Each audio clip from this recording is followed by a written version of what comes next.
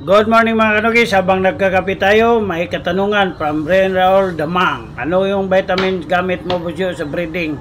Pa-share naman. Tara, puntahan natin. Oh yeah, mga kanukis. Yan mga kanukis, magbibigay lang tayo ng Norbit Multivitamins plus EDE. Ayan mga kanukis, yan yung Norbit Multivitamins Injection yan mga kanukis plus EDE. Tapos kailangan lang nating iturok yan. So ang EDE kasi mga kanukis, yan yung responsible for egg fertility and egg production. At saka kukuha tayo ng lucky winners dito mga kanukis na ating i-demo. So this is demo purposes, tapos na yan nating naturukan. Monthly mo yan gagawin mga kanukis. Magturok ka lang ng 0.5 every month para sa ating mga alaga. Ito na yung lucky winners natin.